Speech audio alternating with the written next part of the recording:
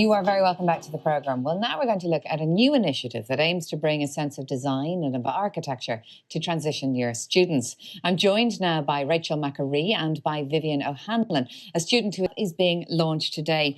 Rachel, can you fill us in? What exactly is this and why are you doing it? It's a new initiative from the Irish Architecture Foundation and it's called the National Architects in Schools Initiative. And basically we're going to place architects in schools to work with transition year students on design projects. So they learn about their environment, they learn new skills about architecture and design, and they create models and drawings, and they're working with professional architects, so they really kind of unshape the way it is.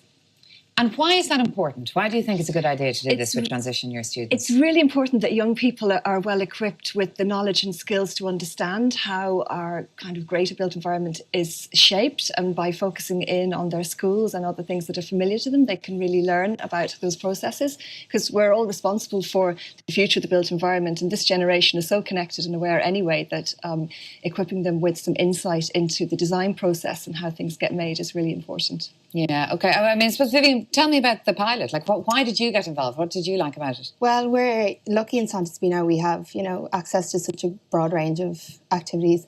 But I think the architecture course, I'm interested in art, so I thought that it would kind of go hand in hand, be interesting to find out about, what architecture is about. But it really, it changes your perspective on buildings, your perceptions of the built environment, like how it opens your eyes to, how architects see buildings, not just schools and houses and office blocks, but as function.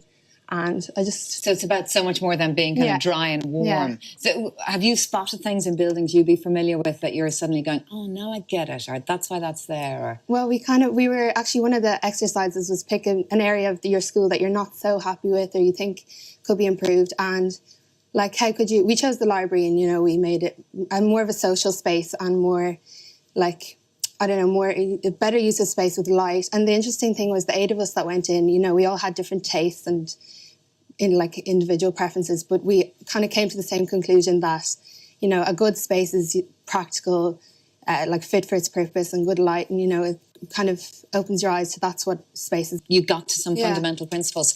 Rachel, we have some images here now. Just talk us through this. What are we seeing here?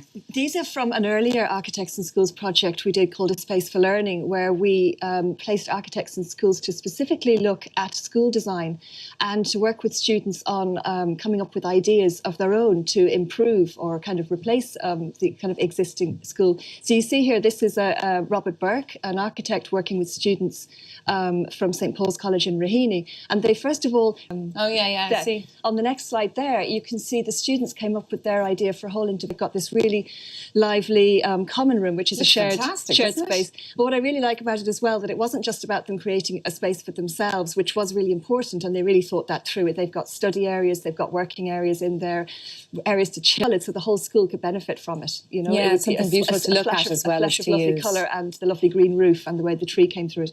Now, this is a project that started as a map in Dundalk Grammar, and the idea at Dundalk Grammar School working with IDER Architecture, and their whole idea was that they moved outside of the school and looked at how the whole town was actually their space for learning, and they made a map, and so that everybody's house and street was on it. But you can see that the map actually became enormous, and they managed to plot out. That's the whole outline of the town of Dundalk, and they really worked on all the details, and then they had a really exciting project.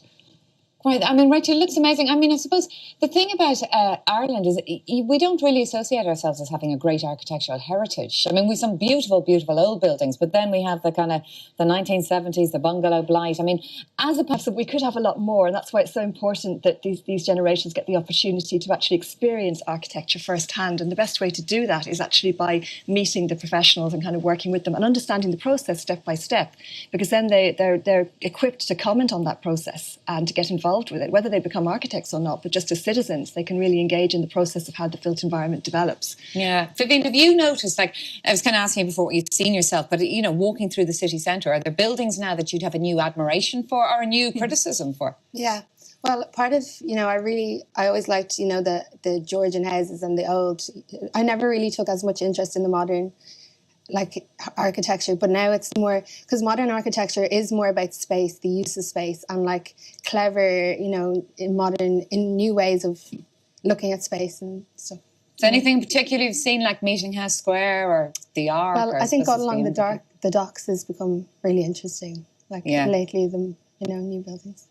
Grand. And Rachel, what's this now we're looking at? That's something that was actually built out of your project. It started out as some beautiful models made by the students working with 3 young architects. They were graduates at the time, and they just carried the project to another level. They actually fundraised so that they could actually build that beautiful structure in their school, which is in Mercy College in Coolock, and it's still there. It really is a great idea. You would hope that it will have a follow-on in terms of an appetite for design in the country. Yeah. Listen, thank you both very much indeed for coming, and it is time for the news.